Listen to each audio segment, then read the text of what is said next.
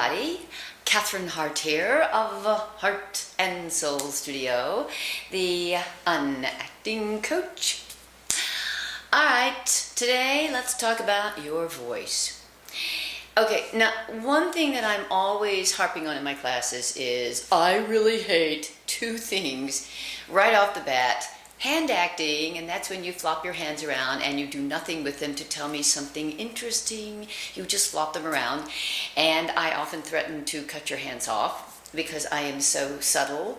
I mean that in the highest spiritual way, of course. And the second thing that I hate a lot is line acting.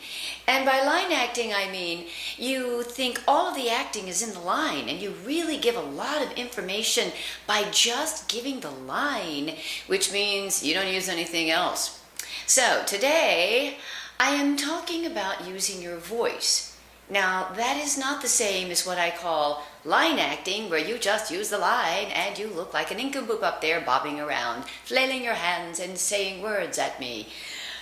But your voice is a tool. Your voice is what you spend all your time when you go to Juilliard training over and over again.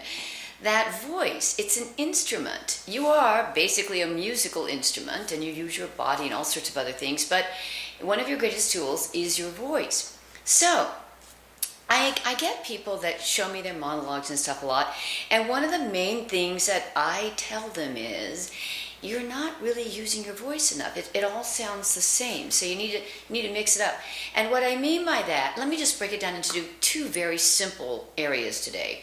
Number one, you can use nonverbals. These are sounds that we make all the time, and we don't even know we make them, but they're sounds that aren't actually words. They don't change the script. They just come out of your body.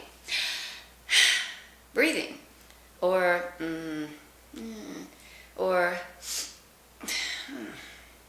little things that they just pop out of your body. You just like squeeze out as you start to lift something up. These little sounds. So don't leave those out, because we actually use them as real human beings all the time.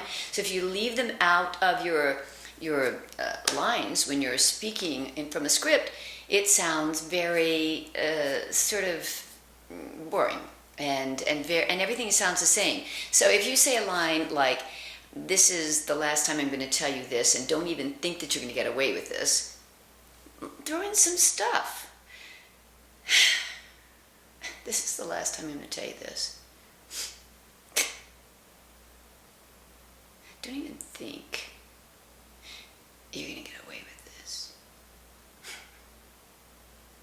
So we make all these little sounds and things around it that are so much more fun. Okay, so that's number one. Number two, it's really fast and simple today. Number two, use your voice in weird ways. Now, sometimes I throw these little things at you to push buttons, and I really don't mean them as cheap tricks, although they're fast and they're quick and they seem to do a lot of stuff. They're really just buttons that can cause you to do something very organic and interesting and very human.